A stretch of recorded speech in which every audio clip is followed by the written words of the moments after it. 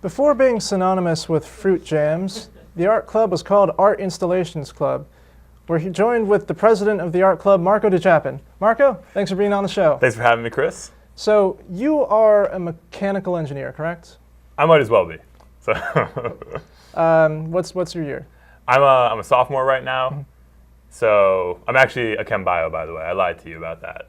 So why'd you choose mechanical engineering? I just love Billa. So that's what really drew me to the field. I transferred out after my third semester into mechanical engineering. Nice. So how did you get started with art club?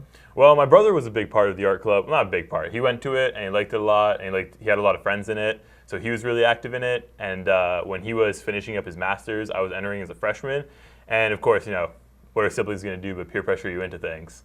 So he pushed me. He's like, Marko, come on, you got to come. And I came, and I liked it a lot. And I stayed, and I met a lot of great people in it. And it was a really good club for me as a freshman, and it still is now.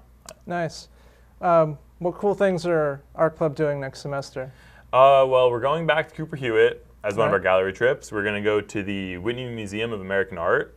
We have a critical viewing of Garden of Words, I don't know, by Makoto Shinkai, if you're familiar with his work. I don't know. And we have a couple workshops planned out. So we're trying to focus them more on painting, because this semester we just ended with a Bob Ross event, and we finally made the big initial investment into like painting supplies, which are insanely expensive. So now all we got to do is buy paint and boards, which is not as hard on our budget. So how can people find out more about art club? Like when you're having an event, if someone's not on campus and they don't see the flyers, how can they get the information digitally?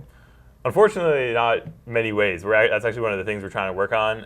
Art club wasn't too big before last year, and this semester we're still trying to work it out. And it's pretty hard because our e-board, it's not an excuse, but our e-board is nothing but computers. Okay. So I mean, it's just we're not really on campus a lot. We're always on the move. So it's definitely something we're working on. Getting flyers out early. I think we started an Instagram, definitely. So I couldn't tell you the name of it, but we do have an art club Instagram. All right. Are you still you guys running Twitter still? I remember we don't talk about that. Okay. You budgeted for the next semester an egg painting event. Yes. The SGA cut that. Do you want to explain their reasoning? The reasoning, how I understood it, was they told me their reasoning about 10 minutes before the budget meeting. I had no idea what was going on, but I found out, of course. That's not to knock them. And then how I understood it was we just all had similar events, so they were just going to fuse us into one super event underneath the umbrella of PAX. I don't know what they're specifically doing yet. I tried reaching out to them and finding out what, because we were trying to do a Ukrainian type of egg painting called pasanka. I hope I pronounced that right. Where you take an egg and then you dye it, and then you add wax in certain layers and then dye it again in order to get these interesting geometric shapes. So I'm not sure if they're just doing more of a Polish cultural event, or if they have something similar. So I'm hoping that it's something. I'm hoping that they have that kind of thing as well, because that's what we were trying to focus on as art club. So. Ukrainian event. So are you Ukrainian, or is anyone on your club Ukrainian? I'm Serbian, but I'm actually from Canada. Why Ukraine for the egg painting event?